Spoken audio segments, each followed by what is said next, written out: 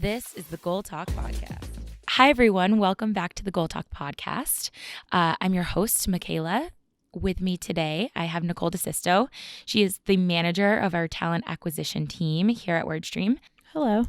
How are you? Good. How are you? Thanks for having me. Yeah, thanks for joining us. No problem. Super excited to talk, a little bit more about management and the actual act of adding people to your team and figuring out how to find and hire people that are really going to make an impact on your business. Great. And help your business succeed. So I'm really excited to have you here. Wonderful. Can you tell me a little bit more about your role at Wordstream, what it entails, how long you've been here, stuff like that? Sure. So I started at Wordstream about 2 years ago. We actually really didn't have a hiring process here. So I came in, sort of help build the hiring process from the ground up. We hired over 100 people today. Some have come and went. And I learned that I really liked building the processes. So I said, you know what, I would really like to manage a team here and show other people how to help scale Wordstream and hire here. So here I am today. Awesome. So when you started, there was no, internal hiring process. It was just kind of managers would figure out that they needed someone and then... Yeah, which is crazy to me. Like a manager who has a full plate of work, a team that they're managing themselves, they're going on to a career site, looking through resumes, setting up interviews, all of that. It's a lot of work. So I'm surprised we didn't have a recruiter earlier than that. But yeah, when I came on, we didn't have any sort of process at all. We just had an ATS system and managers were looking through their own resumes. Crazy. Mm-hmm. So when you started, how many people worked at Wordstream? When I started, I believe we were at about, I want to say 130 people. I can't remember, but like I said, since I've been here, I've added over 100 people, which is crazy to me because I don't even know where the time has gone since I started. Yeah. So. And today, Wordstream is at about 300 people, correct? Yeah, almost. Around there. Mm-hmm. So, and you more have people to come next year. Yeah, absolutely. And you have a team underneath you that have hired as well. Yep. So we actually just added a associate talent acquisition partner, Hannah, who is taking over for our customer success recruiting and our sales recruiting. And I'm going to be focused on sort of the more higher level, tricky roles to fill. And we also have a contract technical recruiter that we're planning to hire next year. Oh, super exciting. To focus just on the tough engineering roles. Yeah. Engineering is an industry I feel like is really hard to hire Very for. high. Yeah, it's tough. Yeah, especially you'd think in a hub like Boston where there are so many, people in that role Mm-hmm. and so many colleges focused around, It's becoming software engineering. Honestly, it's becoming a more common thing to study in school. That's why Yeah. I think we see a lot of junior engineers out there. We're really focused right now on hiring those senior people, but we're seeing a lot of those junior resumes. So I think more colleges are having that as a study and more people are interested in that now that technology is huge. So Yeah. And I think it's also a really big after college, like further education focus. Mhm. I know a lot of people personally that have graduated college, a few years ago, between 5 and 10 years ago, and have gone back to study some kind of coding or engineering Mhm. specialty. Yeah. Yeah. I think it helps also along many different fields, Mhm. not just, in an actual software engineering role. Mhm. Like I know a lot of marketers, do really well with coding in their background. Oh, yeah, 100%. Yeah. Cool. That's really exciting. So one thing that I've always wondered about when it comes to the hiring process is, you have all of these tasks at hand and you're feeling overwhelmed. How do you find out that your business is at the right point where you can bring on another person? I think it starts obviously financially. Can you afford to bring somebody else on? And are you so busy managing or wearing all the hats that you're wearing where you don't even have 5 minutes to take lunch every day? I think naturally, as a business owner or whatever role you're in, you just kind of know when it's the right time is what I would assume. But, there's always the options of, maybe I don't know if there's a full-time role for somebody, but someone part-time or maybe an intern. So there's always sort of different ways to look at it.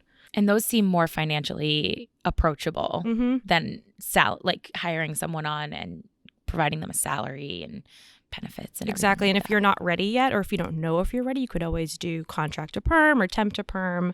So those are different options as well. And for those listening that might not know what those terms are. Yeah. So temp to perm would be, you bring on either a temporary person through a staffing agency or a contract person, and you decide, you know what, I'd like to offer this person a permanent role. You would then pay the staffing agency a certain fee to bring them fully on board full time, and then they would be totally employed through you. So those are options for people that don't know if they're ready or don't know if someone may be a fit, but you want to start them off on a contract basis. So there are different options like that. Yeah.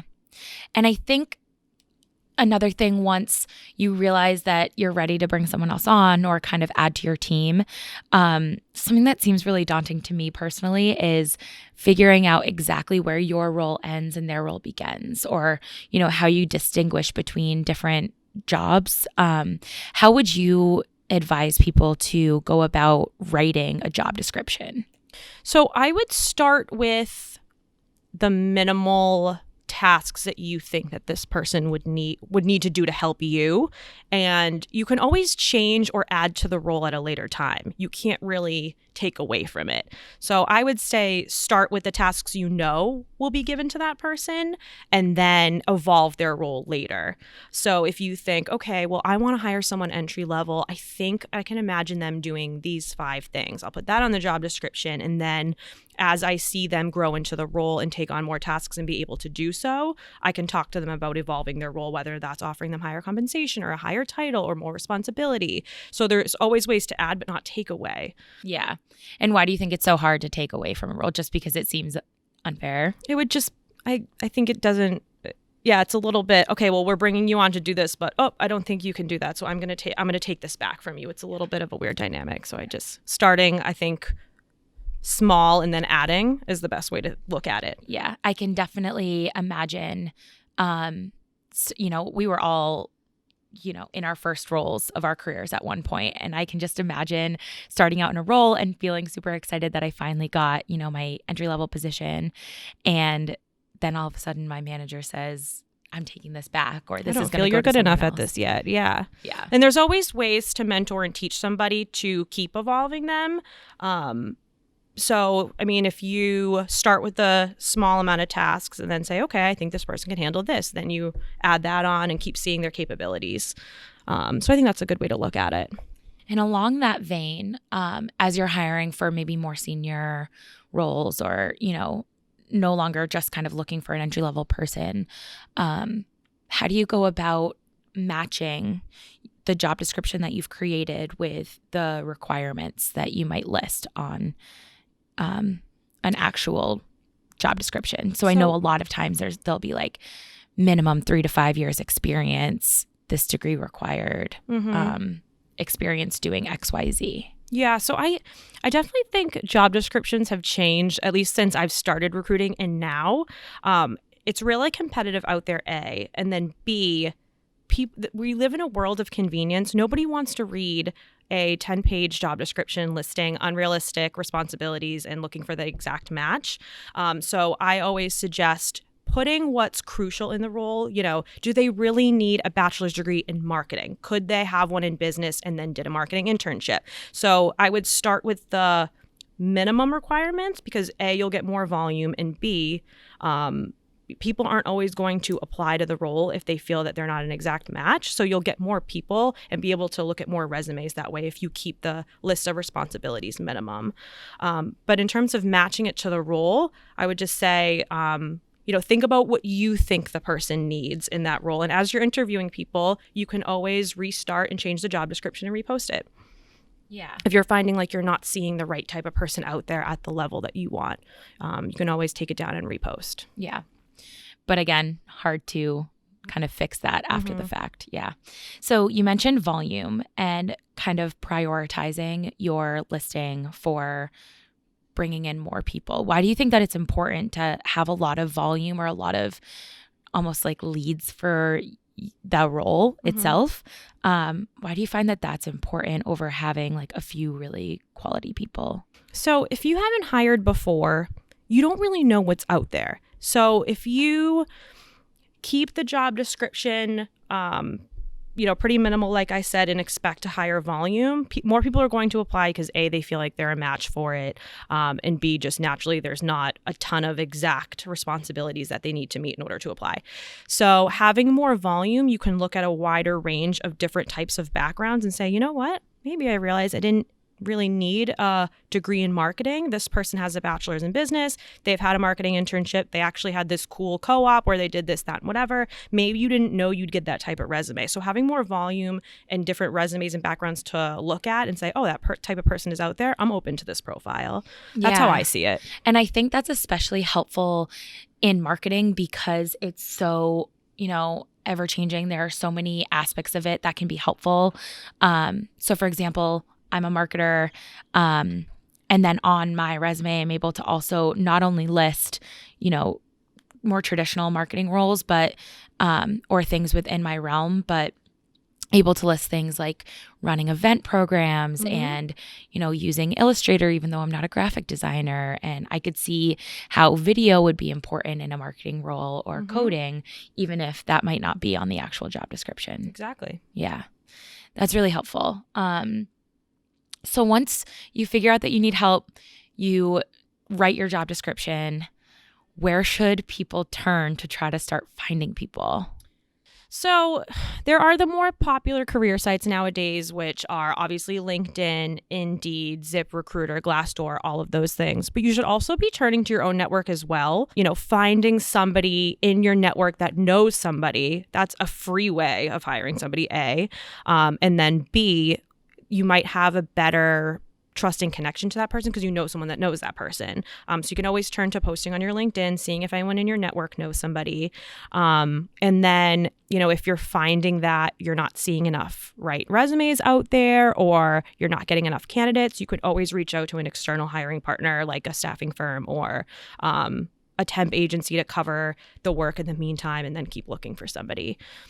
And are those more common in like big cities, or do you think like most, areas cover most areas? You know what I mean? Like that most areas have coverage in terms of staffing agencies. You can find an agency that can find a candidate to work anywhere. There's a ton out there right now. There's some in the burbs. And even if that recruiter doesn't work in the same city that you work in, they can find somebody in another city. So yeah, they're everywhere. Cool. That's really helpful. And I know when looking to your network, I think that there's just automatically some more trust that goes in there, just like you said.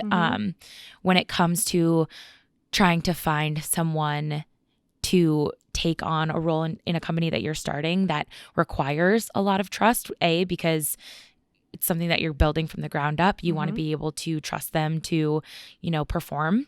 I think that's a really good way to try to accomplish that goal. And again, it's free. And free, yeah. Do you have a kind of handle on how much these sites, like just kind of ballpark, or is it usually super expensive to post on like ZipRecruiter or It depends. Indeed? Like a lot of these websites do a free trial for a week or 2 weeks or a month or what have you. Job postings like LinkedIn, like the bigger enterprise ones, are more expensive. But in terms of a range, it depends on how long you want your job posted, how many people are going to be looking at resumes and need access to that account. So there's not really an average. It depends on your size of company. But again, you could always do free trials with these websites and then see if you like it and if it's worth investing in. Yeah, see if it's a fit for you. So once you find someone through one of these sites or through your personal network, decide that you want to bring them in for an interview. It seems like a lot of pressure to try to find an interview process that works for both you as an employer and for the candidate and gives your candidate a good experience.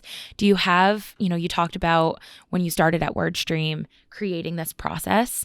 Can you give us some more insight on how you approach that and how you suggest businesses kind of smaller scale than Wordstream itself approach that process? So, like I said, in today's competitive market, candidates are interviewing at a lot of companies. So I think experience in their interview is everything. So I would just do whatever you can to make the candidate feel comfortable. Give them a tour of your office so they can picture themselves working there. I also see interviewing as sort of like a date. You want to interview each other's work styles because in a small business, you work really closely with people and you need to make sure it's a fit. It's more expensive to hire and lose somebody than it is to hire and keep somebody on board. So you want to make sure it's a fit. So interviewing them and understanding what makes them tick in the workplace, what their preferred management style is, and getting to know each other from both a professional and a personal standpoint is important. And then while they're interviewing at your office, making them feel comfortable. And then if they leave with a positive experience, when they are comparing you to another company, when it comes to having two offers on the table, they're going to remember, well, I felt really good at that company when I was there. I had a great conversation with that person. I really liked the office. They showed me a tour. So I just think focusing on experience is super important. Yeah. As a candidate, it feels...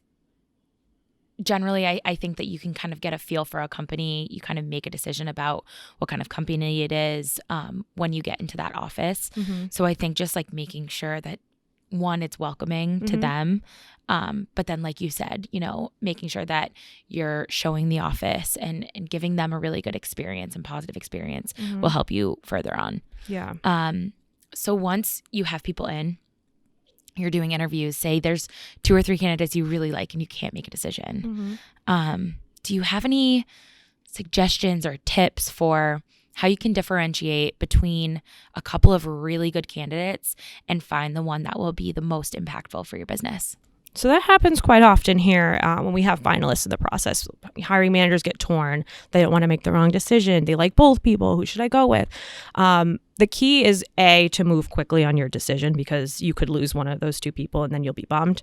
But also B, there are options to help you make that decision, like, maybe giving an exercise as a tiebreaker. Nothing too crazy, but something that might be able to show you in real life how they work or something like that. And also checking references. Like you can check references on more than one candidate as part of your process. So if you get a really strong reference for one candidate and the other one's kind of okay, you might have your answer right there. Yeah, that's a really good point. And as a candidate, I guess I personally don't think too much about references, but it's such an important part of it. And hiring somebody, you want somebody that's been in that position to really be straight with you and tell you exactly how that person works. And if there was an issue, disclose that in case the candidate did not. And I have had reference check calls with people that I have to pull answers from. So there are reference checks where if you ask the right questions, you can get the right answers. So instead of just saying, would you hire this person again? Or tell me one thing you liked about them, you can ask them kind of digging questions that get the reference check person talking, and you'll get your information through that. So if you go about it the right way and ask the right questions and make it sort of a casual conversation with that person, you can get some good information about the person's true work style.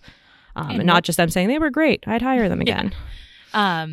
What do those kind of questions look like? Or how do you get somebody to feel comfortable and start kind of talking to you in more of a casual way on the phone? So sort of that 2-way question, you can say like, what's one thing you think so-and-so did really great? And then tell me one thing that they didn't do so great, so that they're sort of forced to give you both. And maybe you can ask questions like, if you could change one thing about this person's work style on a day-to-day basis, what would that be? So you can ask questions that are tough for the reference check person to answer. If they don't have anything, they'll be honest, but usually those type of questions can at least get them talking a little bit. Yeah.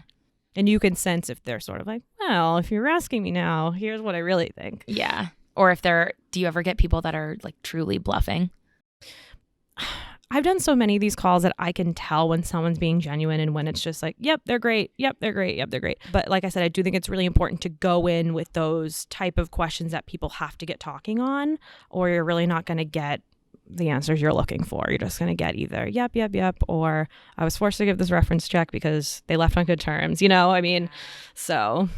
And do you find that those like kind of iffy ones happen a lot?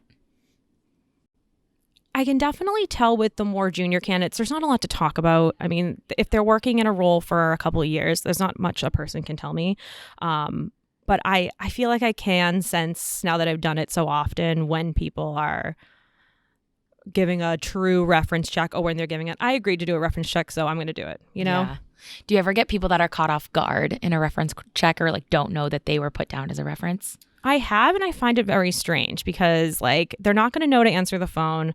They have no clue who's calling them. And then we know at that point, if you're not giving that person a heads up, we don't think that it's a very professional situation because it's like, why wouldn't you? Yeah. Sort of rude to kind of throw them to the wolves. Yeah. You know? I have had that happen with me in the past where I was put down as someone's reference and I wasn't aware. So I was at work one day in between meetings and I just pick up my phone quickly. It was 5 minutes before a meeting and then all of a sudden I have to do a reference check that I wasn't aware of. And you know what? If that's the case and you agree to give that reference check caught off guard, having your thoughts prepared so you can kind of remember how you thought about that candidate, it's going to be a better reference check if you do get the heads up by the person. So when the candidates don't give the heads up, I find it just like baffling. Yeah. You know, doesn't give the person enough time to prepare good answers if you want them to share good answers. Yeah. And I think that, I don't know, maybe it could also be more genuine if they're caught off guard because they could also be annoyed when they pick up. Like, I didn't know who this was. I thought it was some emergency. Yeah, they were great, but yeah, you know what? I gotta go. You know, so and they might not answer after that. That's true. And then it would just look bad for the candidate. Exactly. Yeah. So we're going to talk about the scary part, and that's compensation. It is the scary part. It is the scary part. I think it's the scary part for the candidate and the scary part for the company. Yeah. It's always the point of the hiring process that always gets awkward, but if you handle it the right way, it usually goes smoothly. So what do you mean by handle it the right way? Okay, so this is something that you should think about before you go into the process of actually posting your role. You should do your research on what people are making in that market for that particular role at the level that you're looking for. And if you need help, you can go online to Glassdoor. You can even call staffing firms and say, you know, I'm looking to hire for the first time. Could you give me some advice on what people are making? So there's free ways to do that research. And then there's also the paid ones, which is like PayScale and all of those softwares that help you. But this is something that you should think about. Do I have the budget for this? Do I have any flexibility in case I find somebody that's looking for X more? So that's definitely something that you should think about in the beginning. And then when you're talking with the candidate, you don't want to waste their time and they're going to be annoyed if you do. So this should always be something that you talk to the candidate about in the very beginning before even bringing them in for an interview. And I like to ask questions like, what has been the salary range you've been interviewing at? Since you've been looking for a role. And if they haven't really been looking for a role, you can say, you know, what's your ideal compensation as a next step realistically? You know, anyone can say $100 million, but if you ask them genuinely, they'll give you a genuine answer. Are there any questions that you in this like compensation realm that you like need to avoid asking or that you can't ask? In Massachusetts, you can no longer ask somebody what they're currently making. That's a law that was changed, I believe, about 2 years ago. You can't directly ask them anymore, so it can be a little bit tougher nowadays. But if you build a good relationship with them from the start and you have a genuine conversation, they usually give you genuine answers when it comes to that awkward part of the conversation. Yeah. And then when it comes to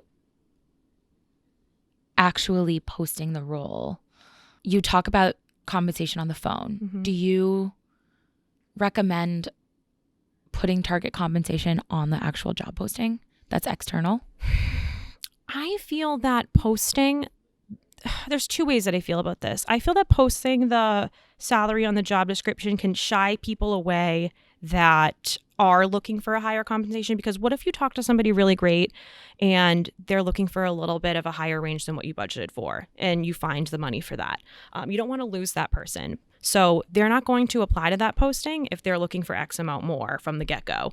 So if you don't post the salary range and you have that quick conversation with them and find out their salary is way out of whack, then you'll know, all right, that was a good conversation, but I at least got to learn what somebody at that level is making, and you'll even learn from that conversation. So generally, you recommend not to post it? I suggest not to. Okay. Yeah. I think you'll lose more candidates that way, and I think that that's the main point. Yeah. I think that there also might be an opportunity to get more candidates that might be just targeting that compensation range and not actually be qualified? Do you think that that could be? I think that there's also a case where people are making a career change, and they might be making more money now. They're going to be open to a lower salary. So there's that case as well. Because it's in a field that they want to be in. Mm-hmm. Yeah. I think that that's really valuable as a business owner, just kind of getting through that entire process. Mm-hmm. So once you talk about all these things and you extend an offer, Mm-hmm. are there like templates out there for that formal, like actual job offer that you have to send? Is there any like legal documents you have to include or any language, or can you literally just say, do you want the job? You should consult with somebody on helping you put together correct language for your job description. Like, I totally suggest that.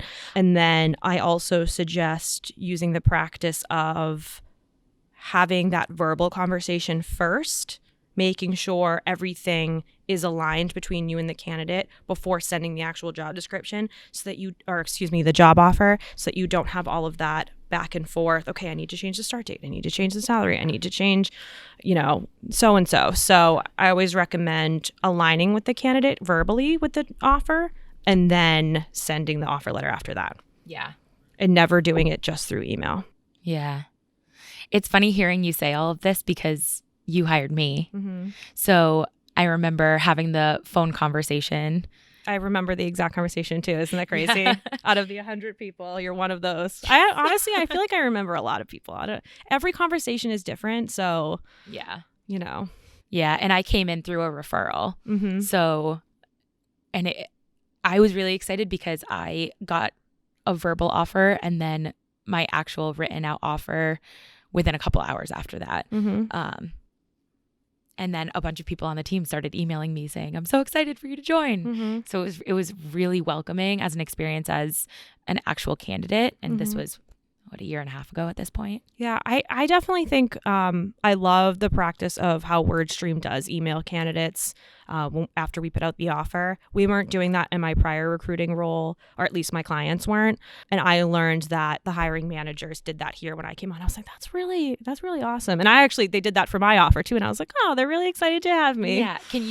So I just kind of like touched on it high level for my experience, but can you explain a little bit more of, what Wordstream has in place for when there's an offer out there, what they kind of suggest the team does? Mm-hmm. So what we do is when we give a verbal offer over the phone, and then when we send out the offer letter to the candidate, I will reach out to the team that interviewed the candidate, and everybody who the candidate met throughout the process will get an email saying, congrats on your offer. We're super excited to have you. We hope that you accept, and just send words of encouragement. If they verbally accept with me over the phone, what I'll do is message the team and say, hey guys, super excited. Sally Sue accepted. Please send her a congrats email when you have a chance. And then everyone makes them feel welcome, so that it's not that like, okay, nobody talked to you from when you accepted your offer and got onboarded until your first day. It at least puts that touch point.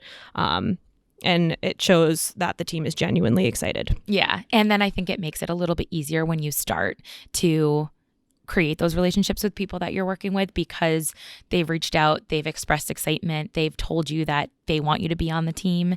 So you no longer feel like you are kind of hired for a role. You feel like you are joining a group of people. Exactly. And then when the hiring manager does say, sends them their congratulations, it opens the window for the candidate to directly ask their manager questions before they start. So if they say, do I need to bring anything on my first day, or anything that maybe the recruiter didn't touch upon, they'll at least have that window of communication open. Or like, what kind of dress code are you looking for, or something like that. Should I bring my own lunch? Like, yeah.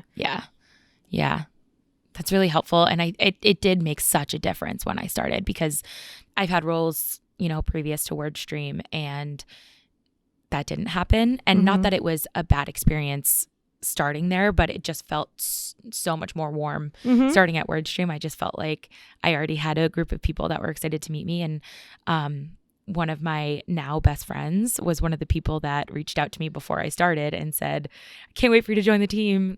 I'll see you on Monday. It's like, great, we're already best friends. Yeah, it was like, cool. And then we ended up being friends. So it was great. It's awesome. Awesome. Is there anything else that you want to touch on or add in about the hiring process or adding someone onto your team that we didn't cover? No, I just think from a small business standpoint, people on the market are really excited to help be a part of helping someone grow or being part of growing a company.